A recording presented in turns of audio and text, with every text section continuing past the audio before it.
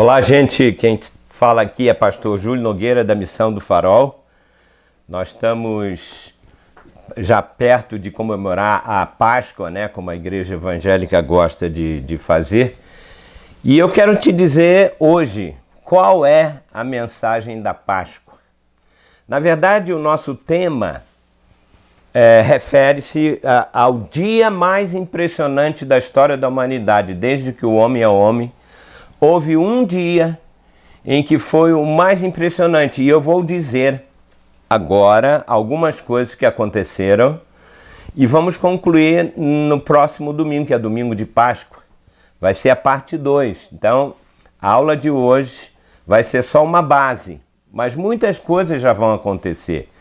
Então, eu já declaro em nome de Yeshua HaMashiach, o nosso Jesus ressuscitado, que você vai comemorar, quem sabe, a Páscoa pela primeira vez na sua vida de maneira bíblica e espiritual e não como um ritual. Eu não sou nada contra ovo de Páscoa. Se você quiser mandar para mim ovo de Páscoa, eu adoro chocolate. Mas a Páscoa, ela é comemorada, como você vai ver, até diariamente. Bom, vamos deixar para lá. Então, qual foi o dia mais impressionante da história da humanidade, pastor? Eu já vou responder logo e te dizer o que aconteceu de tão impressionante nesse dia. E eu vou te dizer mais ainda. Deus não precisa de anos e anos para fazer uma coisa. Ele faz em curto período. Aliás, nesse dia, foram 3 horas. 3 horas o que Deus fez. O homem, toda a humanidade não fez em 6.000 anos, tantos mil anos de história. Então, eu já vou responder. Esse dia aconteceu há 2.000 anos atrás, na cidade de Jerusalém, lá no Oriente Médio, onde aconteceram 2 eventos nesse dia, simultaneamente, ou seja, ao mesmo tempo. Então, eu vou falar quais foram os 2 eventos. E vou te dizer também quais foram os fatos sobrenaturais que aconteceram neste dia, principalmente nessas 3 horas. Então anota aí. A primeira coisa que aconteceu, que é muito importante, foi a festa da Páscoa dos judeus. Uma vez por ano era a festa da Páscoa, eles iam para a cidade de Jerusalém, né? E era uma festa. Eu vou dizer o que acontecia rapidamente. Você tem que entender o contexto histórico. Então, primeira coisa importante, a festa da Páscoa judaica.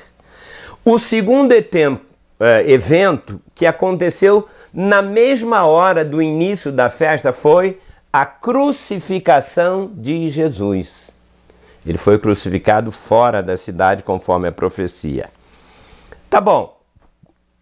Eu vou falar coisas aqui e vou te dizer uma coisa. Eu vou descrever esses 2 eventos, como eu acabei de falar.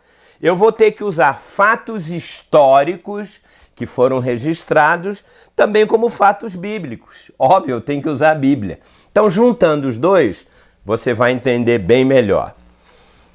Quem era o historiador na época? Quem era a Rede Globo, vamos dizer assim, o repórter, o cara que registrou? E quem estuda a Bíblia um pouco mais a fundo sabe que existia um historiador judeu chamado Flávio Josefo. Ele era um judeu, mas ele registrava tudo. Ele viveu na época da igreja primitiva, ok? Então, segundo relato dele, tá? E a gente tem relato bíblico, eu quero usar os 2 textos. Ele diz que no momento exato em que Jesus estava sendo crucificado, fora da cidade, bem perto, o sumo sacerdote, né, porque a autoridade máxima dos judeus era o sumo sacerdote, ele estava no templo, ok? Ali em Jerusalém, imolando, crucificando um cordeiro.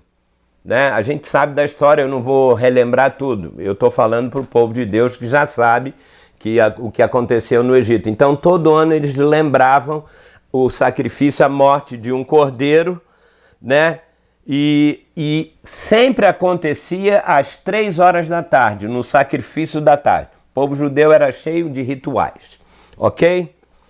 Agora veja só, então Jesus estava aqui sendo crucificado e o sumo sacerdote, e foi exatamente entre meio-dia e 3 horas, por isso que eu falei, são 3 horas, e eu vou te mostrar biblicamente, para você ver que Deus ele é matemático, ele é preciso, tudo tem uma hora e um tempo certo, tá? Mas veja, agora é muito importante você entender isso. Embora esses dois eventos sejam completamente distintos, diferentes, existe uma ligação entre eles, que só o Espírito Santo pode, na verdade, fazer, né? O nosso Deus, rapidamente eu vou aplicar na tua vida. Por que você passa e eu passo tantos eventos, tantas coisas, um sacrificando o cordeiro, o outro realizando rituais? Na nossa vida, todos os eventos também acontecem segundo o plano de Deus. Isso aqui não foi fruto do acaso. Deus estava minuciosamente falando, planejando coisas precisas na mesma hora, no mesmo tempo, né? Ó, a tua vida não é produto do acaso, não é produto assim, sem querer, não. Tudo está dentro do cronograma divino, foi planejado, foi arquitetado antes da fundação do mundo. Então, a minha vida não é um acidente. Então vai entendendo isso aí. Talvez hoje você não esteja entendendo por que você perdeu o emprego, por que você sofreu isso e aquilo. No tempo certo você vai ver que tem uma razão. Você vai entender todos os detalhes da sua vida. Muito bem. Então, segundo esse evento, esse dia, você pode imaginar, se coloca lá em Jerusalém. Então, tá lá muitos judeus, eu vou falar mais ou menos o que o historiador diz, qual era o número de pessoas que estavam lá na cidade. Mas, segundo o Joséfo, o historiador, na mesma hora do sacrifício pascal e da morte de Jesus na cruz, sabe quantas pessoas existiam lá na cidade de Jerusalém? Mais ou menos 2,5 milhões de pessoas para essa festa, era uma vez por ano. Imagina isso, né? E esses 2,5 milhões de pessoas que eram do povo judeu, eles tinham que levar um cordeiro para oferecer ao sacerdote, para derramar o sangue do cordeiro, para que ele, né, ficasse livre, perdoado dos seus pecados. Então cada família tinha que levar um cordeiro. 2,5 milhões de pessoas, uma conta rápida, tinha mais ou menos 250 mil cordeiros. Eu imagino que tumulto foi naquela cidade. Então, significa que havia muitos litros de sangue. Cada cordeiro, 250 mil e tal, devia ter em média 200 mil litros de sangue. Aí você vai dizer, pô, pastor, por que isso? O que isso tem a ver? Tem a ver. Você imagina ele lá em cima do Monte Moriá no templo, sacrificando, tira o sangue do cordeiro. Como é que eles tiravam tudo isso? Para você ver como Deus é detalhista. Então eu vou te mostrar. Então, o sacerdote estava fazendo isso. Outra coisa, no ritual judaico, quando ele matava o cordeiro, tá? Ele pegava o sangue do cordeiro, porque lá dentro do templo existia um altar de sacrifício, como acontecia lá no deserto. Ele foi transportado até ali. Então, cada detalhe é importante. Não leia a Bíblia objetivamente, não. Tem que ser subjetivamente. Você tem que entender cada detalhe para você saber o que o Espírito Santo quer falar. Então, eles pegavam o sangue, respingava naquele altar de sacrifício. Então aquele sangue, imagina, uma outra família vem e traz outro cordeiro. O que acontecia? Onde eles colocavam aquele sangue? Eu vim descobrir isso numa outra reportagem depois. O sangue, na verdade, ele era no monte do templo e embaixo eles descobriram que tinha um rio. O rio Gion ou Gihon em hebraico. Então o sangue, ele escorria por assim. E embaixo do templo, eu vou explicar melhor um pouco, havia uma fonte né, o sangue escorria por ali e essa fonte, ele se misturava com uma água e descia morro abaixo, né, porque era no morro, e ele descia, misturava e ia para um vale, chamava-se Vale do Sangue. Isso tudo é história, é registro. Não estou inventando absolutamente nada. Mas antes, interessante, quando eu estava preparando isso, eu falei, meu Deus, 200 mil litros de sangue, como é que os caras tiravam aquele sangue lá de cima? Como é que eles tiravam? Que coisa, né? Porque hoje em dia seria muito mais fácil. Mas por causa do... Aí era quase de madrugada, eu liguei a minha televisão no History Channel, canal da história, sei lá.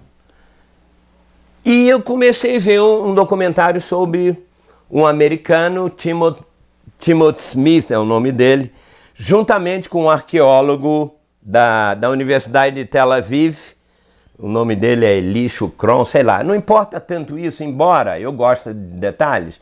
E os dois estavam ali, esse americano, ele disse, olha, eu estava fazendo uma pesquisa na Bíblia, e chamou esse arqueólogo, e ele descobriu pela Bíblia, não vou entrar em todos os detalhes, ele escreveu um livro que só tem em inglês, o Código de Deus, não é o Código da Vinci, não, da Vinci, e ele descobriu, porque lá em Jerusalém, né, qual é a figura? Tem o templo, tem o muro das lamentações, em cima tem uma mesquita islâmica que foi criada no século XVI pelos islamitas, pelo Islã, né, os muçulmanos, e que tem aquela abóbada dourada.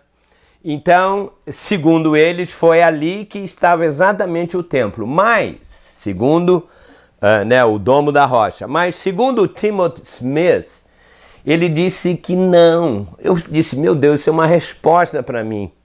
Eu estava quase querendo dormir, ele disse, na verdade, pela Bíblia, ele pegou no livro de Crônicas, para mim foi uma resposta de Deus, ele disse, o templo não ficava exatamente ali, mas ele ficava um pouquinho mais ao sul, na parte sudoeste, e pelo que ele falou, lá ele descobriu que na parte mais ao sul é exatamente embaixo daquele templo, que ficava, era a cidade de Davi, e tinham as pedras, ele descobriu uma caverna tremenda, ele mostra no documentário, eu fiquei assim, eu falei, caramba, tinha até um grupo de maçons lá fazendo, porque a maçonaria, que eu sou como cristão, eu abomino, quero deixar registrado aqui, mas eles estavam lá fazendo um trabalho lá e ele chegou a entrevistar e eles disseram, não vamos falar nada.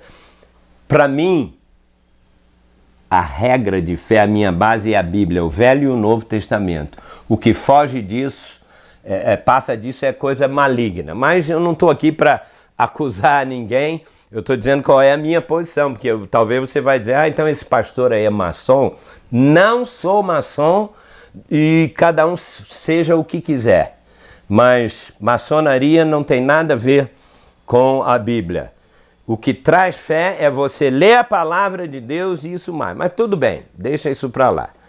Então veja, nesse documentário, como eu disse, embaixo tinham as pedras de Salomão e ele foi mostrando, tinha uma caverna pequena, isso eu vi.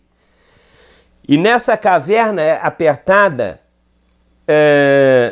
quando eles entraram tinha uma piscina, assim, uma cisterna de água, e o rio Gion que escorria por ali e, na verdade, ia quilômetros da cidade. Eu falei, óbvio que Deus, quando eles faziam o sacrifício, imagina, o sangue ficava logo em cima, né? Ele descia pela uma canaleta ali, ia direto para o rio e ia embora. Então não haveria problema nenhum. Isso, fato histórico e como eu acabei de falar. Então, embaixo dessa caverna tinha essa fonte, embaixo do altar de sacrifício.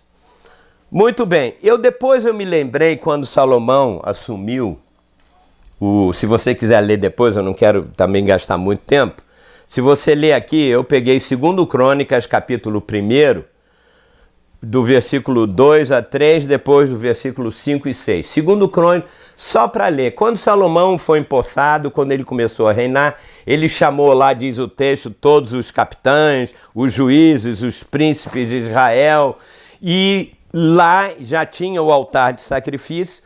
Ele ofereceu, diz aqui o texto, diante do tabernáculo lá do Senhor, 1000 sacrifícios, 1000 holocaustos. Como é que ele fez isso? Obviamente, foi da mesma maneira, só para mostrar que ele sacrificava ali, o sangue se misturava com a água e estava tudo feito, ok? Eu comecei dizendo o seguinte: o dia mais impressionante da história foi a festa da Páscoa. E você vai entender que a festa da Páscoa não tem nada a ver com o ovo de Páscoa, não tem nada a ver com o ritual que a igreja faz e cria algumas coisas. Cada um faz o que quer, mas eu quero te mostrar que a festa da Páscoa ela é completamente espiritual.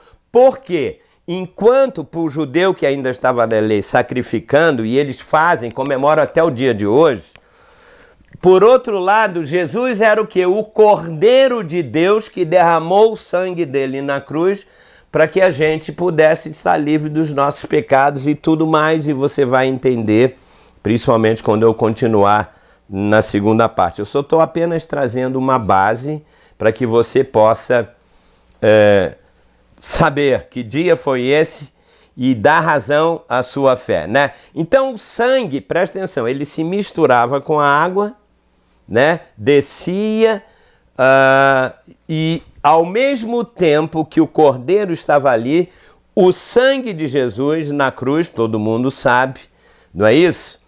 E ele estava derramando seu sangue. Mas eu vou ler um texto agora para mostrar já está aqui embaixo o texto. João, Evangelho de João, foi o único dos discípulos, dos apóstolos que estavam lá no dia fora as mulheres.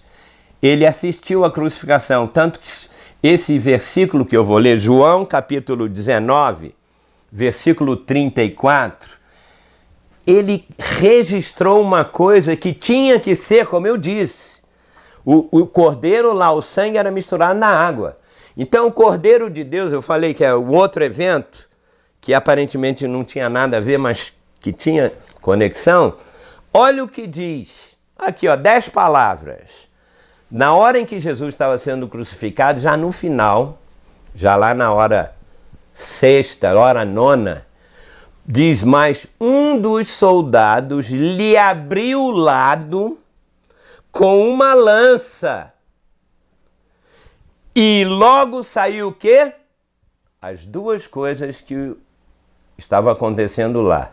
Sangue e água. Jesus foi perfurado. Tudo, mesmo as coisas ruins, estão dentro do cronograma de Deus. Tinha que sair sangue e tinha que sair água.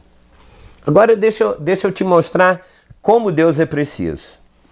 E eu digo isso, você vai pensando na sua vida, eu estou sofrendo, eu já tive tempo bom e tal, isso, aquilo. Deus junta tudo isso e vai fazer da tua vida. Essa mensagem é só básica. A próximo domingo eu vou terminar. E eu vou dizer uma coisa, a próxima vai se chamar, que é a conclusão. Qual será o dia mais impressionante da sua vida? Até você morrer. Se você souber o que vai acontecer, eu não perderia o desfecho disso por absolutamente nada. Mas eu estava dizendo que Jesus é tão perfeito que 3.000 anos antes desse evento aqui, tá? Porque esse evento foi há 2.000 anos atrás. Mais de 2.000 e poucos anos atrás, lá, imagina, 2.000, quase 3.000 e poucos anos atrás, nesse mesmo lugar do templo, aconteceu, sabe o quê? Mais uma sombra profética. Deus chama Abraão, que é o pai da fé, e disse, Abraão, pega o teu filho Isaque, sobe num lugar, num monte que eu vou te mostrar exatamente o lugar. E era exatamente o lugar onde estava o templo, no Monte Moriá. Ele subiu ali e disse, agora oferece em sacrifício o cordeiro. Aí o Abraão falou, peraí, tá eu aqui, meu filho Isaac, e ele disse, não, oferece o teu filho, porque Isaac representava Jesus, o cordeiro, o filho de Deus. E foi um ato de fé, essa imagem tinha que se cumprir. O que aconteceu? Na hora que ele ia imolar Isaac num altar também de sacrifício, sabe o que aconteceu? Deus, apareceu o anjo do Senhor e disse, Abraão, agora eu sei que você tem fé, porque você passou uma dificuldade, imagina sacrificar o próprio filho, e Deus segurou o cutelo dele lá e disse, não, eu vou dar um cordeiro aqui, pegou um cordeiro, imolou, e foi exatamente, eu não tenho dúvida, no mesmo lugar, milhares de anos antes, que era o Monte Moriá. Você acha que todos esses fatos foram coincidências? No mesmo dia, na mesma hora, 3.000 anos atrás, 2.000 anos atrás, tudo isso aconteceu. Não existe absolutamente nada. A nossa mente é limitada. Mas eu digo que tudo que aconteceu nesse dia impressionante, porque isso não é nem o início. Tudo foi planejado, tudo tem uma ligação que só Deus pode fazer. Então, qual é a pergunta aqui? Qual é a mensagem da cruz? Ou, desculpe, qual é a mensagem da Páscoa? Né? Nós estamos agora. Vai ter domingo de Páscoa, vai todo mundo, vai na igreja para botar uma roupa nova, para fazer. Qual é a mensagem da Páscoa para hoje? A resposta é uma só. Primeiro, sangue e água. Não era assim? As sombras do Jesus saiu dele sangue, saiu água. Do cordeiro do sacerdote saiu sangue que se misturou com água. Então, hoje, mas eu como ovo de Páscoa. Isso não é mensagem da cruz. A mensagem da cruz é sangue e água. Mas sangue, o que eu faço? Você quer saber a mensagem da cruz? Primeiro, você tem que aceitar o sacrifício que Jesus fez na cruz do Calvário. Para quê? Para que haja uma coisa: o perdão e o cancelamento de todos os seus pecados. As pessoas estão morrendo por causa de pecado e culpa. E só tem uma pessoa que pode tirar isso. Quando você diz, hoje é dia de Páscoa, talvez você não crê em nada do Evangelho. Você diz, Jesus, eu quero o perdão dos meus pecados agora. Eu quero ficar livre. Eu fico imaginando, eu tiro pela minha vida, mas eu fico imaginando quantos pecados, quantas coisas absurdas ao longo da nossa vida nós fizemos, coisas que a gente tem vergonha de contar. Mas você diz, Jesus, eu quero que o teu sangue me limpe, me purifique agora de todos os meus pecados. E a melhor notícia, o sacrifício de Jesus foi para sempre. Nunca mais, tudo que você fizer na sua vida já foi perdoado. Isso é a Páscoa. Mas a segunda parte da resposta foi, tem que ter água também. O sangue tem que misturar com água. Não saiu lá? Do lado do Senhor, saiu água. Jesus disse várias vezes no ministério que ele era a água da vida, não foi? Eu não vou ter tempo aqui para mostrar. A mulher samaritana no poço, eu sou água. Não, eu vou te dar uma água, mulher, que é melhor do que... Ele estava falando da vida dele. Água, o sangue, é para perdão dos pecados. E só Jesus pode fazer isso. Mas ele também é a água da vida e você tem vários textos no Evangelho. Que água da vida é essa? O que isso representa? Nós temos que receber dessa água, como diz, você jamais terá sede. Ou seja, a mensagem da cruz é a mensagem da Páscoa, é a mensagem de água, ou seja, a mensagem da vida. Se você não beber água fisicamente, sabe o que vai acontecer? Você vai morrer. Seu corpo entra, você vai morrer. Mas não é água física. Jesus usou a água física para dizer que espiritualmente, se você não beber da vida dele, você vai morrer. Mesmo que você tenha o perdão dos pecados, você vai morrer. O sangue da cruz. Mas essa água é o símbolo do Espírito Santo de Deus no meu espírito. A água H2O, ela vem para entrar na corrente sanguínea, para refrescar minhas células, o meu corpo e tudo mais. Mas eu estou falando agora da água do Espírito. A mensagem do Evangelho é essa. A mensagem da Páscoa é essa. Você pode ter o perdão dos pecados, mas você está precisando de mais vida. Você está precisando de um refresco de vida. E isso vai acontecer hoje. Porque eu vou terminar lendo um texto, 4 versículos, vou terminar com isso, tá? Mateus 27, versículos 50 a 54, ok?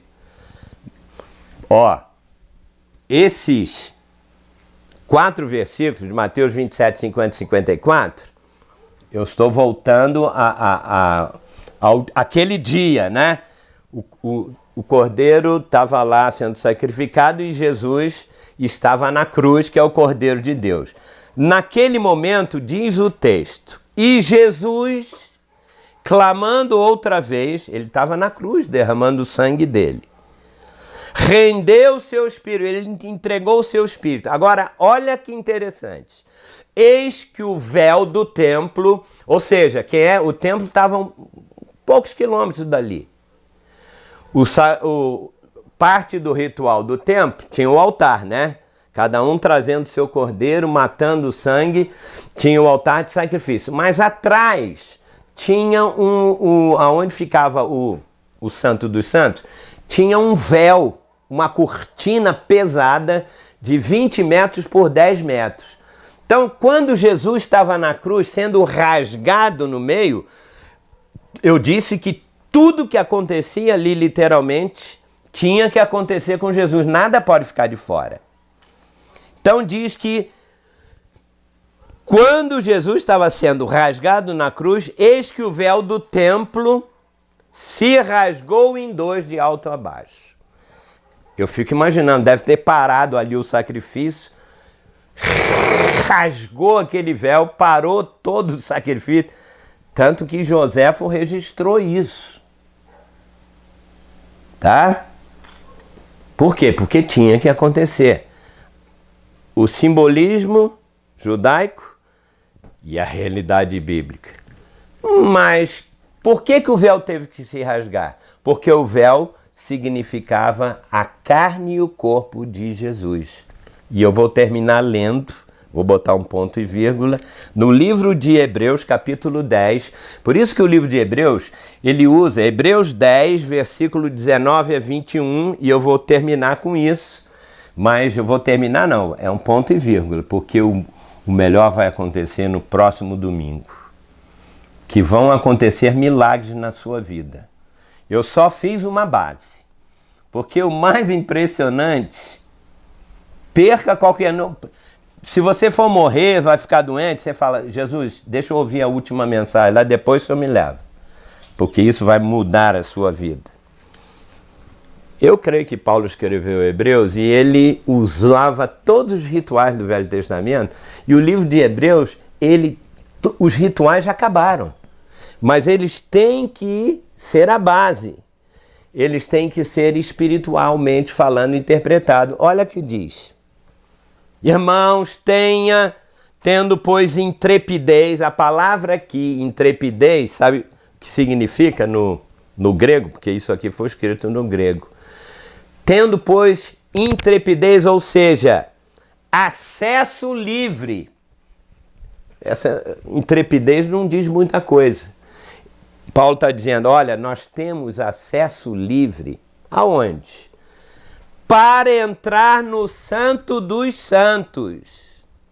Ou seja, livre acesso para entrar no Santo dos Santos. Qual é o Santo dos Santos? Que estava no templo, na tenda de Moisés? Não, porque só um podia entrar. Só ele, ninguém mais tinha acesso. Era no Santo dos Santos do Templo de Salomão? Não. Não. Mas o Santo dos Santos hoje é na presença viva do Pai. É o templo espiritual. Assistam a série A Visão Celestial que você vai entender. Eu falo aqui muitos mistérios para que você entenda. Então nós temos acesso livre para entrar no Santo dos Santos, ou seja, na presença viva de Deus, pelo sangue de Jesus e pelo novo e vivo caminho. O povo judeu estava oferecendo o sacrifício de um cordeiro para que ele tivesse os pecados perdoados, que não era perdoado coisa nenhuma, mas era coberto. O pecado perdoado era o sangue de Jesus na cruz. Está vendo a conexão? Mas ele diz, pelo novo e vivo caminho que ele nos consagrou pelo véu. Lembra que o véu rasgou? Mas Jesus foi rasgado na cruz. E ele diz, pelo véu. Isto é, o que é o véu rasgado do sumo sacerdote no templo? Pela sua carne. Quer comemorar a Páscoa? Não faz um ritual, não come isso, aquilo. Você pode até fazer, mas diga, Jesus, eu tenho agora acesso à tua presença. Então eu vou terminar, eu quero orar nesse momento. E espero que você continue, eu vou botar nas nossas redes sociais. Se você quiser entrar em contato comigo, está aqui o meu e-mail, entre em contato comigo. Nós temos o Facebook, eu vou colocar as redes sociais, tudo. É que não dá tempo aqui, botar o Twitter, botar todas as coisas, sabe por quê? Porque se você quer entender a boa palavra de Deus, para que ela tenha vida, porque veja só, não basta ter o perdão dos pecados, você tem que ter a vida do Pai, as virtudes do Pai dentro de você.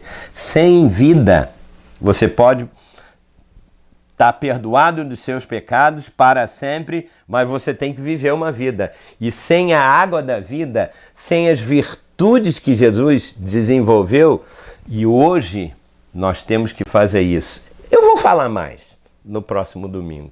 Então, vamos orar agora. Nosso Deus querido, amado Jesus, que foi o Cordeiro de Deus, que já morreu, que já ressuscitou, e agora ele habita aqui dentro do meu espírito, e eu sei que tem pessoas agora que estão dizendo, eu quero ser perdoado pelo sangue de Jesus. Eu quero uma Páscoa verdadeira que mude a minha vida. Eu quero ficar livre de mim mesmo. Eu quero ficar livre de enfermidades. Eu quero ficar livre dos poderes malignos deste mundo. Eu quero ficar livre que a minha mente está atormentada e Jesus vai te curar e te libertar e te perdoar agora.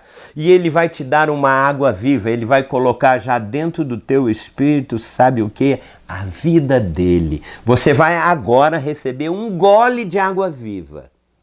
Mas eu creio que neste momento você já está participando da verdadeira Páscoa como um ministro da nova aliança. E em nome de Jesus e Yeshua HaMashiach, aquele que veio, que morreu, que ressuscitou, ele tem muitas coisas para fazer com você, com a sua família, você que está agora me ouvindo, você que já é cristão, perdoado, mas que ainda não recebeu dessa água em abundância. Eu declaro que a partir de hoje vai ser o início do melhor dia da tua vida e aguarde mais uma semana, porque eu vou te dizer o que aconteceu de mais impressionante nesse dia que nós acabamos de ler uma parte. Então, no nome de Jesus, o Cristo glorificado, prepare-se, porque Deus tem coisas maravilhosas para você, meu amigo.